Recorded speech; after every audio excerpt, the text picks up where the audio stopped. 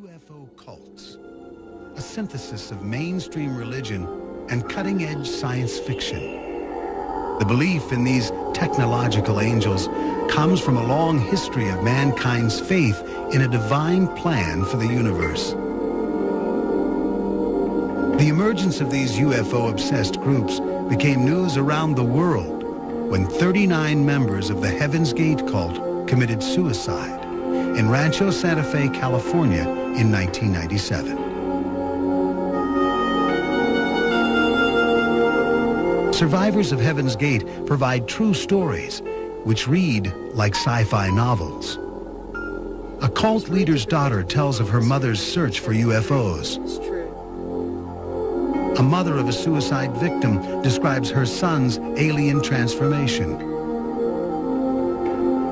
Members of another group, the Unarius Academy, just down the road from Rancho Santa Fe, drive to a secret UFO landing site. How can we interpret this mania to seek contact with an alien race?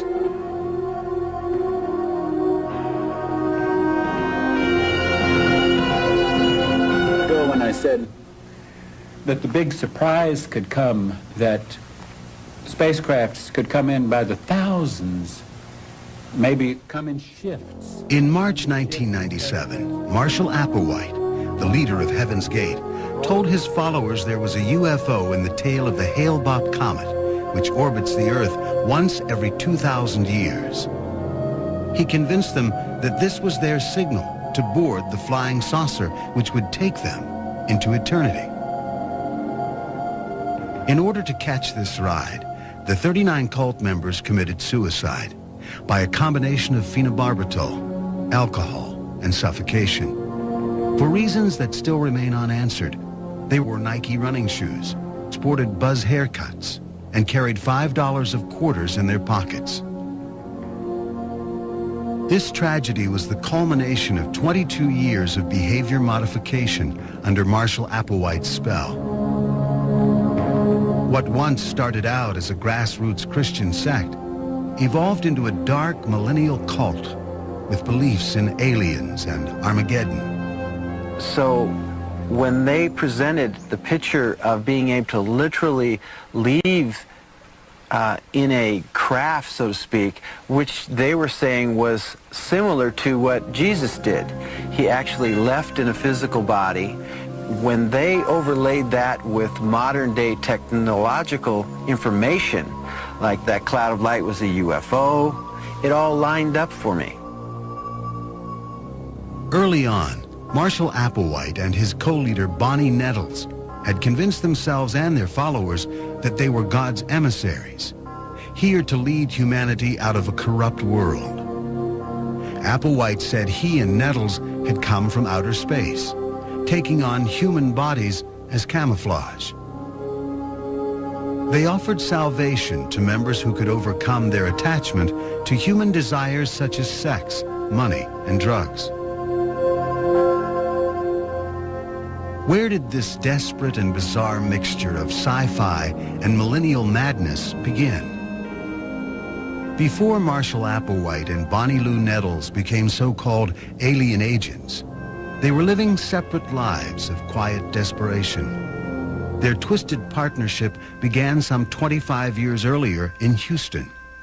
Bonnie's daughter, Terry Nettles, recalls when she was 14 years old, she and her mother would stand in their backyard, searching the skies for UFOs, hoping they would be transported.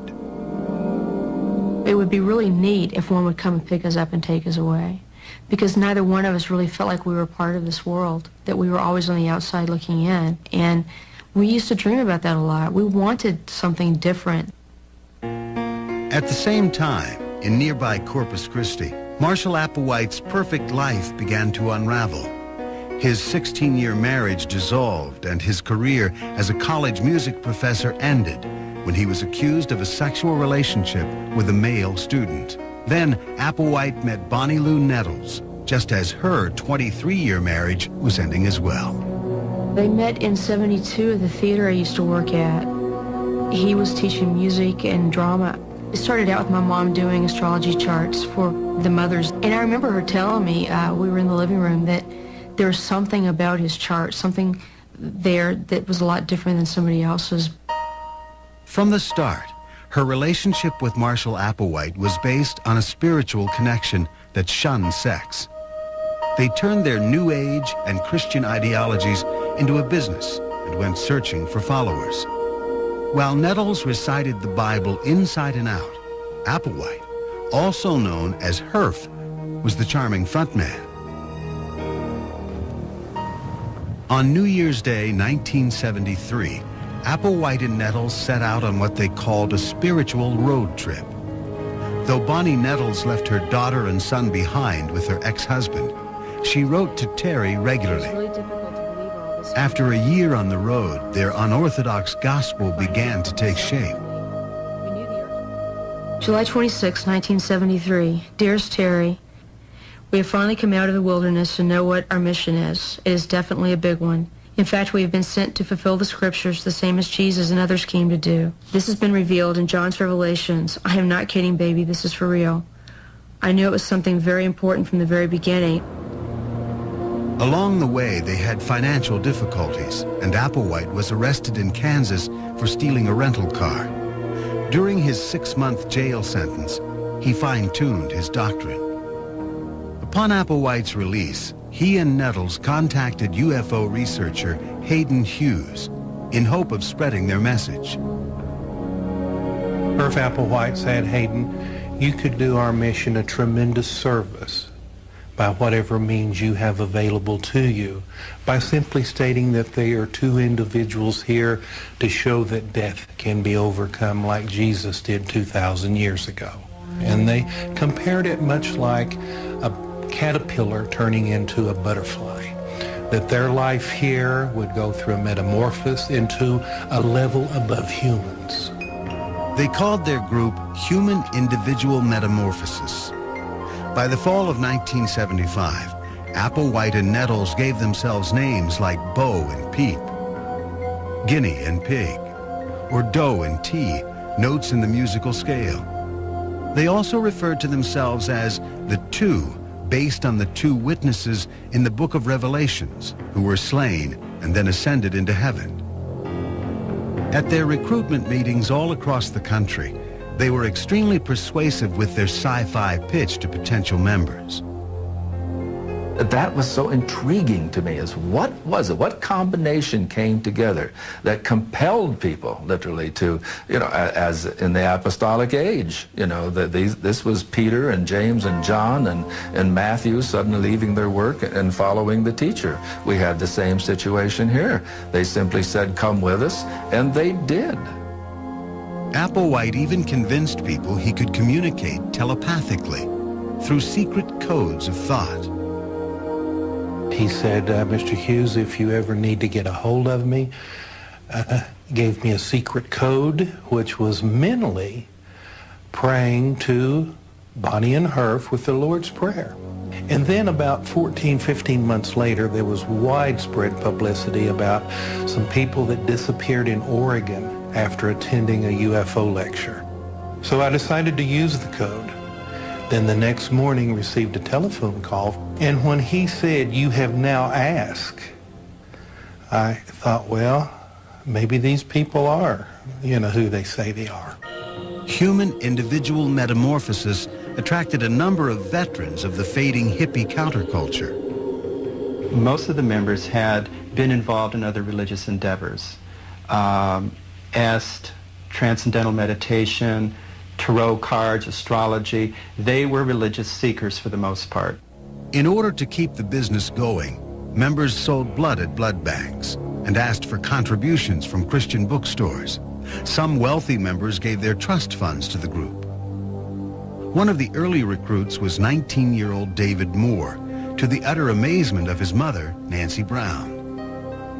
When David came to say goodbye, I was observing him very closely to see if he showed any signs of being, a little off balance or being, kind of wild-eyed or not making sense. But he seemed very calm, and he told me that this was something that spoke to him in a way that nothing that he had come across before had. Applewhite and Nettles hated the attention of reporters, whom they believed asked annoying questions about Applewhite's past and the cult's financial situation. In 1976, the group went underground, living on campgrounds in so-called good energy states like Colorado, California, and Arizona.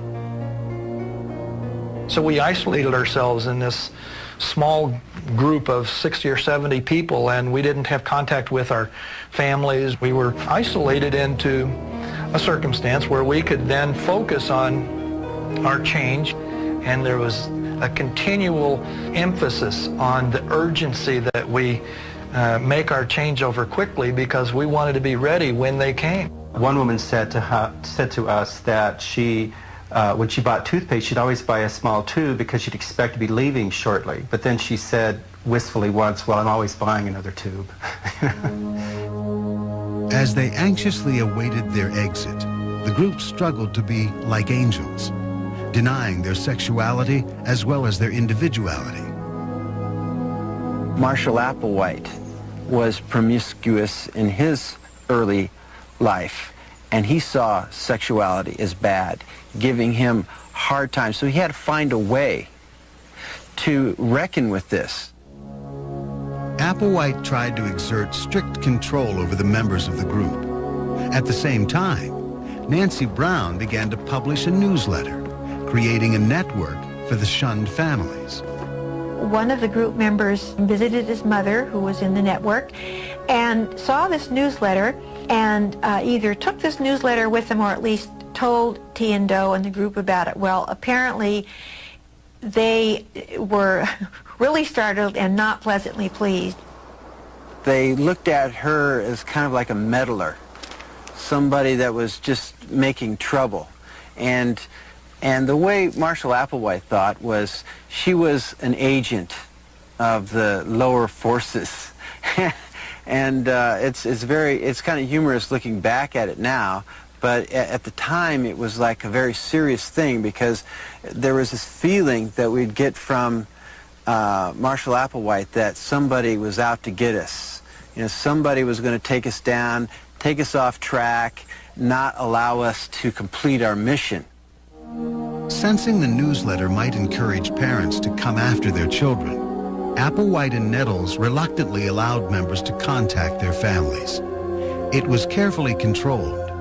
Nancy Brown heard from her son David Moore through messages left on her answering machine. Hello, this is your son David.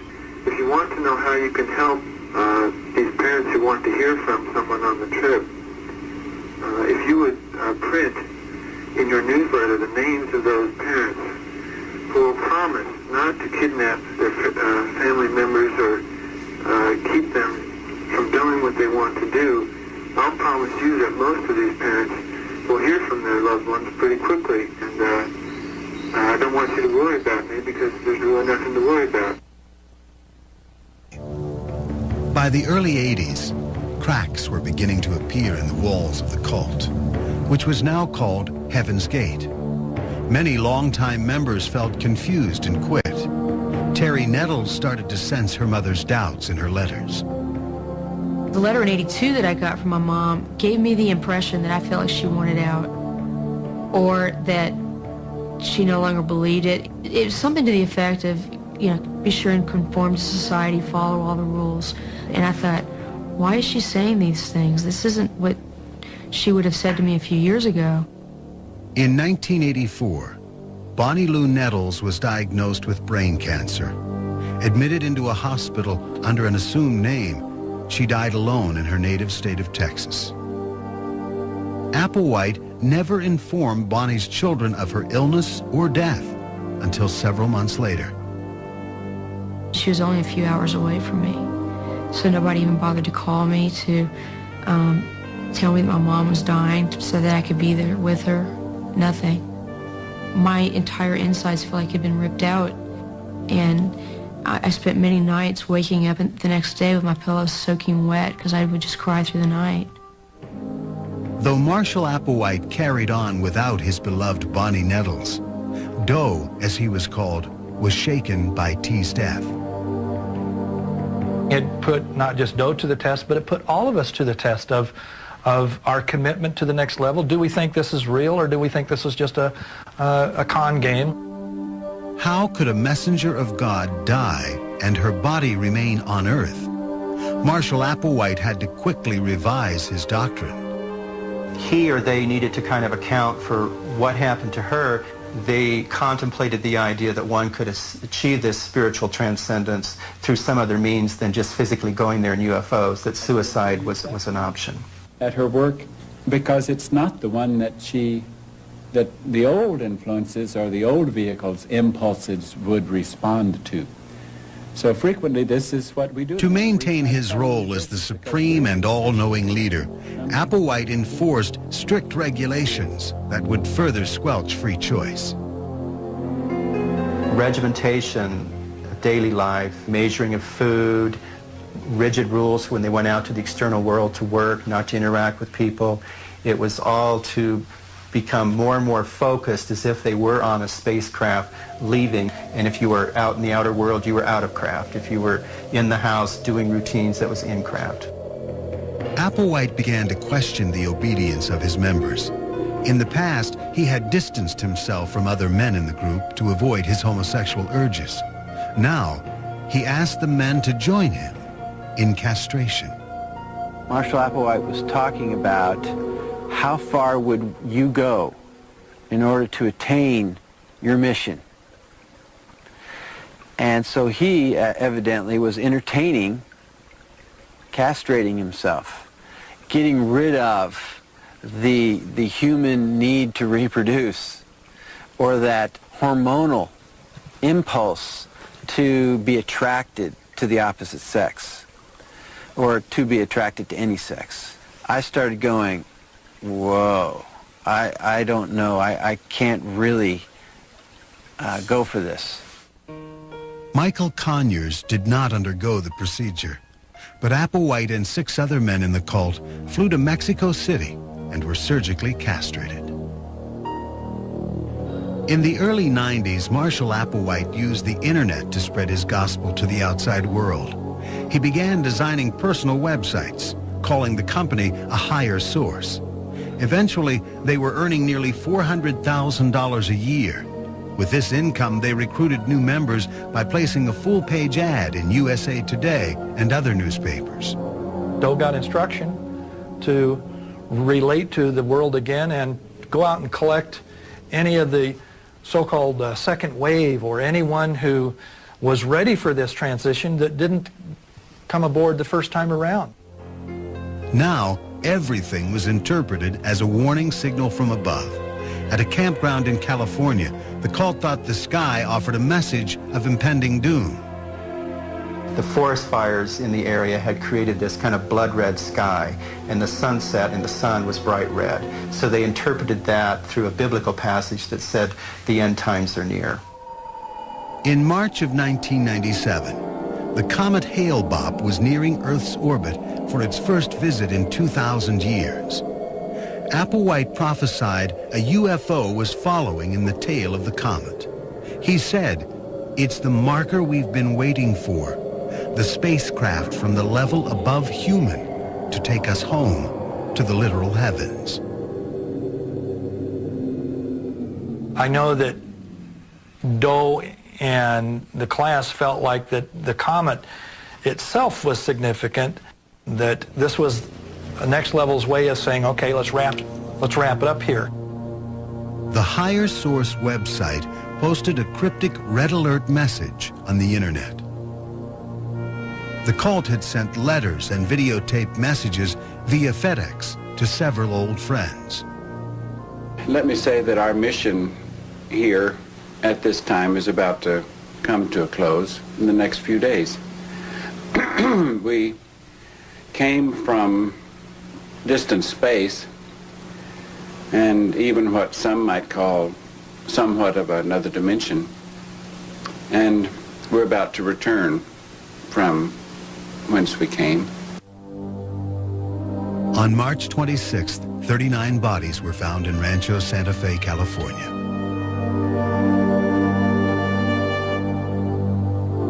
You can follow us, but you cannot stay here and follow us. You would have to follow quickly by also leaving this world before the conclusion of our leaving this atmosphere in preparation for its recycling. They had exited their vehicles in much the same way that they had entered them. I was so happy to hear that they were finally off this planet, that they finally got out of those vehicles. And I just wished that I was with them at that moment. A friend of mine called me at work and told me, you know, it's just another cult. She says, no, you got to understand. She says, there's this guy named Father Doe, and there's a spaceship on that Hale-Bopp comet, and I totally lost it. You know, this has been part of your life, you know, and Herf has died with all the answers to the questions you've had. When my phone rang, up till that point, I had left open every hope that David was involved because the media still didn't have the factual information that would confirm it. But as soon as I heard that first sentence, I knew all was lost. 6 weeks later, Heaven's Gate member Chuck Humphrey tried to take his life, but police managed to save him. I wished that I was with them. It's not really a regret in the sense that, gee, I lost my chance at $1 million lotto because I lost the ticket or I didn't play today. It's more of a kicking myself for not having done enough of my own homework. As long as I'm still here, I can't do anything but share what I know about the next level and about Heaven's Gate. What is it about human nature that causes some people to literally put their lives in the hands of another? 13-year member Michael Conyers recalls the first time he met Applewhite. The energy that I felt from him put me into a state of almost fear and awe, because when somebody says and starts owning that he may be or kinda is a representative of the kingdom of heaven, there's kind of a energy that's exchanged between the two people. It's like there's a charge that goes on. Hank Hanegraaff of the Christian Research Institute consults cult members and their families. He sees Heaven's Gate as the latest example of spiritual con men at work. So often they follow a leader who is presenting them the skin of the truth stuffed with a deadly lie. I don't think that there's a more classic current case of that than Herf Applewhite. And when he told them that they had been impregnated with an alien spirit, and that's why his message resonated with them, they were immediately willing to follow the seductive siren call of the cult leader, and in this case, follow it right to their deaths. The lure of Heaven's Gate was not just the security of belonging to a group. It was the promise of a UFO taking that group to a better world. For people that have a particularly strong case of alienation, this can become a very powerful segment of your life. There is a vision of another kind of world in which we could live a lot better, and maybe the UFO can take us there. Applewhite had led his followers here and there, changing their course as his own personal demons dictated. Finally, time ran out on him. In the case of Heaven's Gate, originally the shift was to a waiting mode. We are waiting, and during this time of waiting, we will prepare ourselves. We'll purify ourselves. We'll cleanse ourselves. We'll make ourselves beings fit for the spaceship when it finally arrives. That's a dangerous mode because eventually you have to give up the waiting. For Marshall Applewhite, the exotic comet gave him an opportunity to take his life. For his deluded and estranged followers, it was the end of their journey.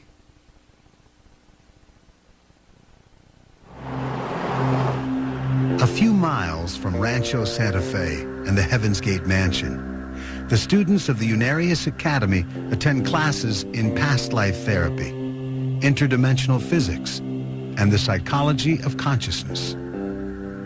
In 1954, Ernest and Ruth Norman founded Unarius in Glendale, California. Ruth prophesied that so-called space brothers were coming to Earth in the year 2001 to build a university where solutions to world problems would be discovered. After Ernest died, Ruth claimed that he told her to purchase land in nearby Humboldt, California, which would be the UFO landing site. They are coming to Earth and will land here. I bought this acreage for that purpose.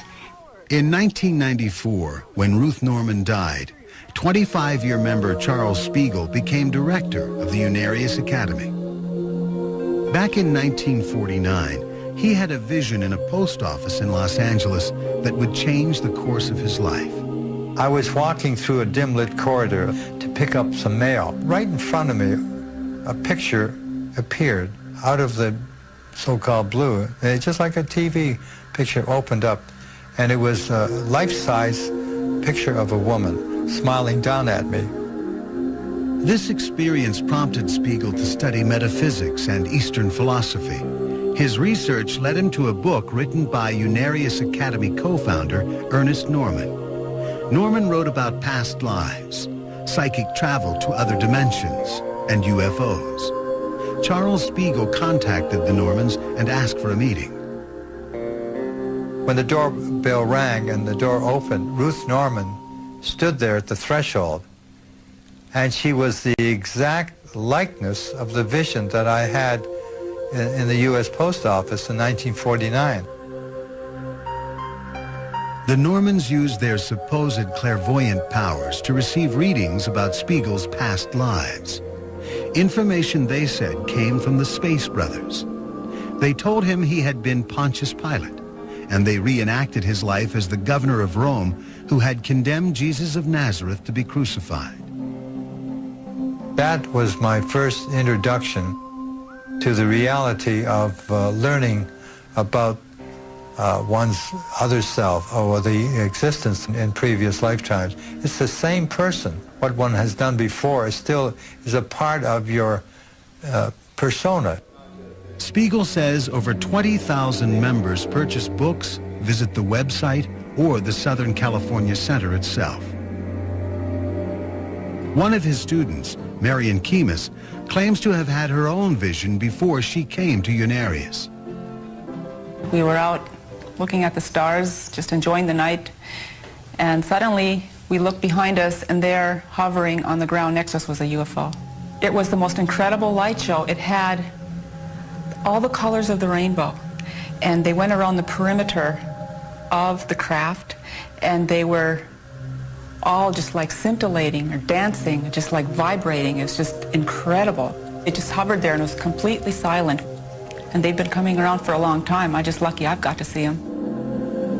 Marion Kemis interpreted the UFO sighting as a visit from friendly space brothers, the same ones from whom Ernest and Ruth Norman claimed to be receiving transmissions. Marion believes that Ernest Norman once mentally traveled to Mars and brought back important information about the red planet. He psychically visited the planet Mars underground where the civilization of the Martians reside. A supernova came and they had warning of that. It was going to come and burn the top of their planet. It was totally burn them. I don't know if you've ever seen pictures of Mars where you've seen kind of canals. Those are the underground huge tubes where the Martians are living. The 19th century notion that there are so-called canals on the surface of Mars has been thoroughly and definitively debunked. But Unarians remain convinced.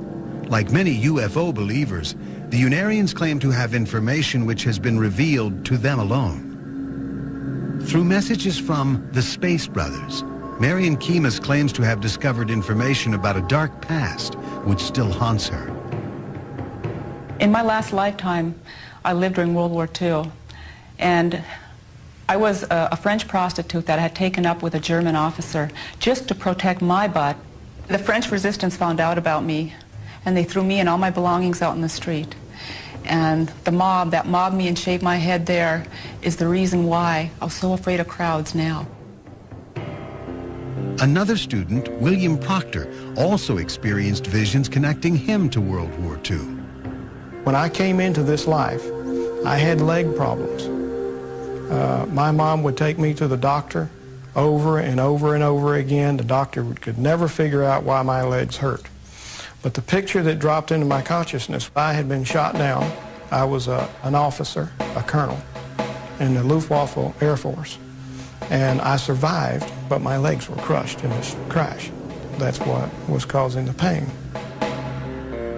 Proctor found himself attracted to the UFO philosophy of Unarius.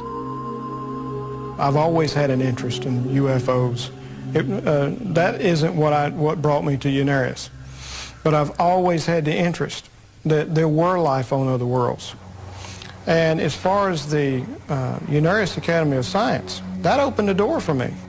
These, what we call space brothers, are human beings, and they're like us, except they're more advanced. And in the year 2001, we're going to meet these people.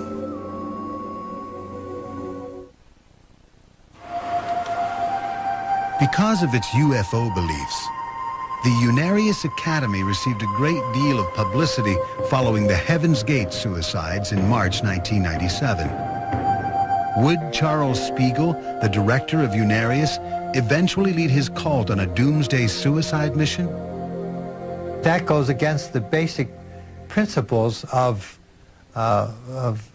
physics, the physics of energy, you see. That's not what Unarius teaches, and that is to be responsible for yourself and for your actions. We are normal. I mean, we go out, we live everyday lives, we work, we have good jobs. We don't cut ourselves off from our family and friends. Taking one's life is a negative experience. Why would these people commit suicide over a so-called UFO following a comet? The only thing that was following that comet was those people's past, and it caught up with them. Spiegel claims the Heaven's Gate suicides were a futile act that goes against all of the Unarius teachings. When I was asked by the media at the time, what do you think of Marshall Applewhite and Heaven's Gate? And my remark was, they got off at the wrong exit, and they had a head-on collision. The Unarians' main focus is on the year 2001. Co-founder Ruth Norman prophesied that the first spacecraft will land in the Bermuda Triangle, followed by 32 others in Hamol, California, on 68 acres of land high above the Unarius Academy of Science.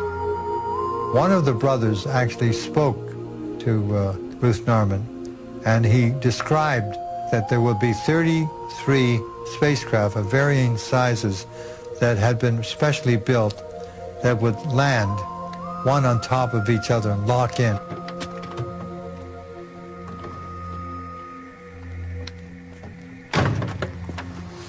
Welcome, welcome to the future landing site.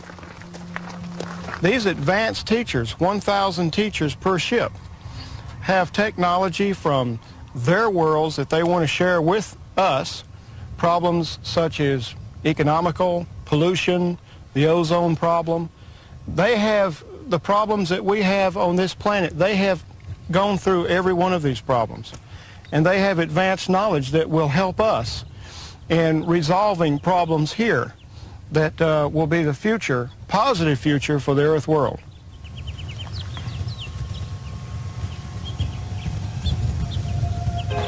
Hamol is also the site of an annual Unarius psychodrama called the Conclave of Light. In the performance, Unarians work through their supposed past life experiences. Many Unarians fear that this secluded location may become a battleground if hostile government troops attack the peaceful brothers from another world. You know, are we, as in the past and in movies, going to get out all the armed forces and train our guns on them, chase them down, or have we advanced a little bit farther and are open to the fact that there is more intelligent life in the universe than ourselves? There's going to be a tremendous, instantaneous global change. Now, I don't mean people are going to throw away all their material goods and want to climb on board.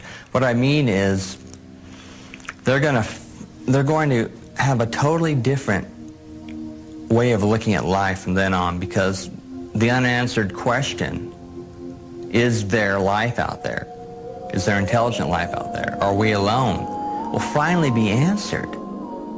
And that's why it is very important that this information starts to get out now, that man can prepare himself for a landing that is really our future. Though the students appear certain of the Space Brothers' arrival, Charles Spiegel has prepared a response if the prediction doesn't come to pass. His answer is a convenient one. The world is simply not ready. If the spaceships don't land, I'm not going to, have any great anxiety and go in a dither.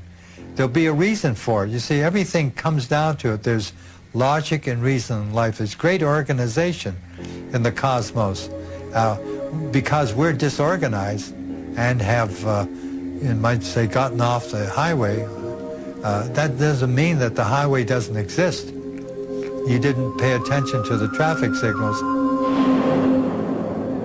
Research suggests that 20% of Americans believe in UFOs. Is this why some of these people are joining UFO cults instead of mainstream religions?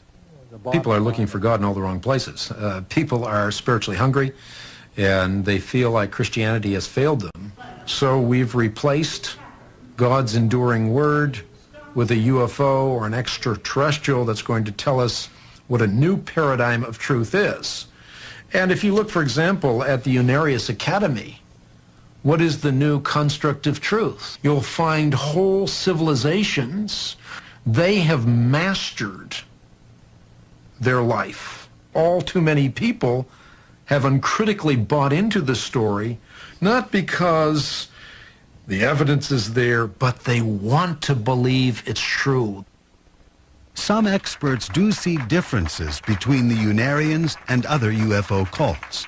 When you first look at Unarius, you wonder why would people stay? It's just a little UFO thing.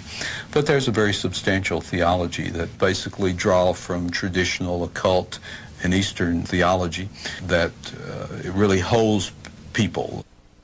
All of this is trying to recover a sense of cosmic connectedness rather than of alienation, that the idea that we humans are some kind of oddball that's stuck here in the midst of a inert cosmos.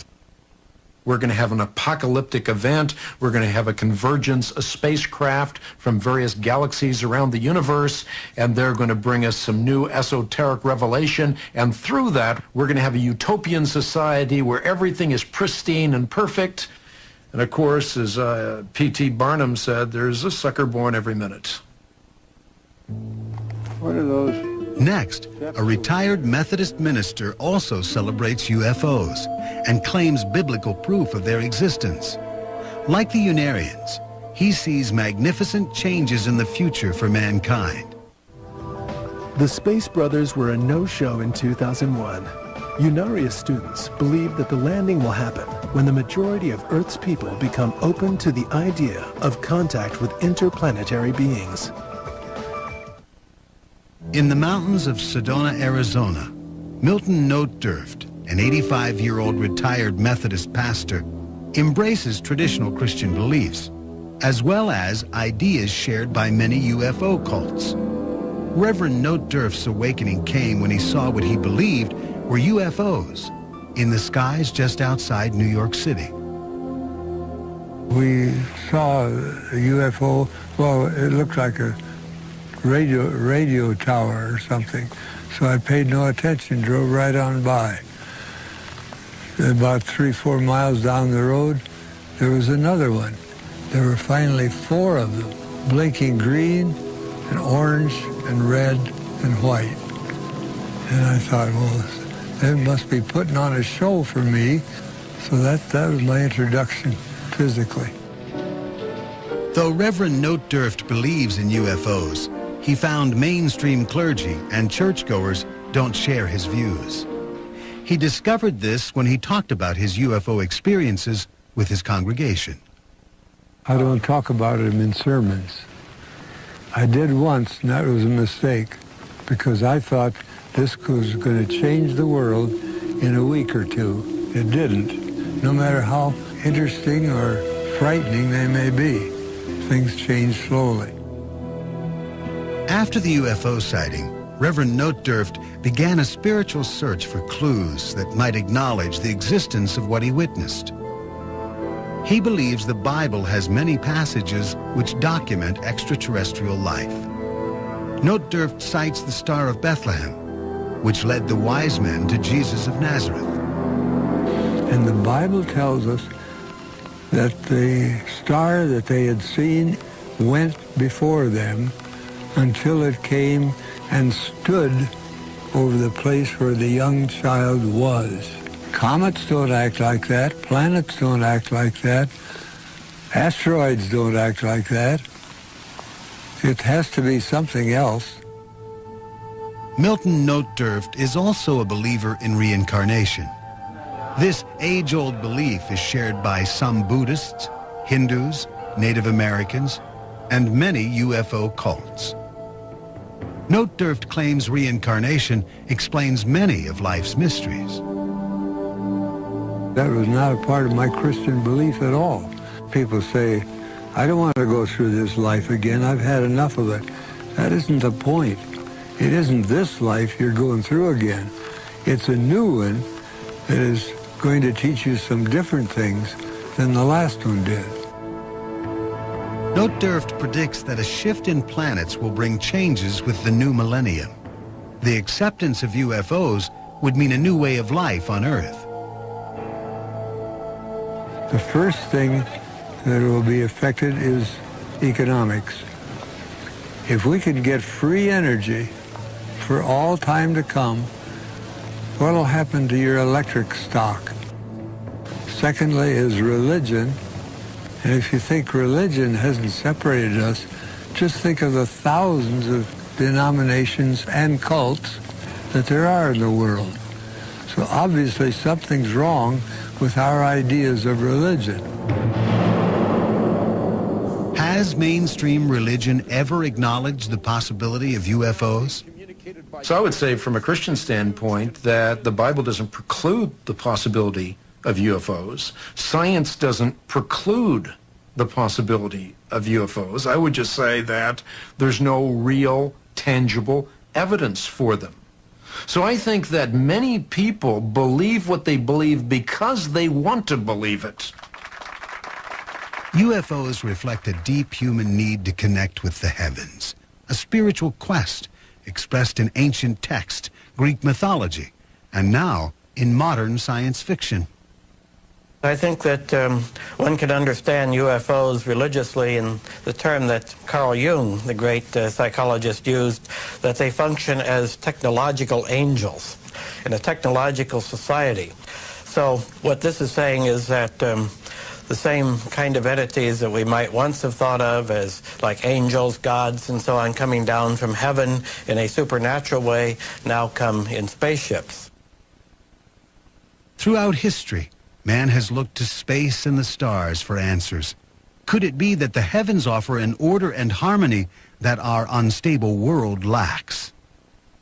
We associate that which is in the heavens with ultimate meanings in life or powers over us and this sort of thing. So something like a bright comet, like Comet Hale-Bopp, it just seems to be human nature that we try to make it more than a 25-mile across rock that's throwing out a 15-million-mile tail that's very beautiful and gorgeous in itself, but we want to try to make more than that. All of us, we look up at the stars at night. The very building blocks of who we are came from the stars. We may have this nostalgia for the stars on one level of consciousness because we know we did literally come from the stars. And all cultures through all time have looked at the stars and felt that either the stars were benevolent beings or they were angels. It is part of the human transcendental experience to look up at the sky and to feel that oneness with the universe. And most of the groups, in my opinion, UFO groups, are doing exactly that. They are experiencing a sense of oneness with the cosmos. As UFO cults look to the stars for a spiritual connection with the cosmos, the question remains, is there life out there, and will we ever make contact? Okay, well,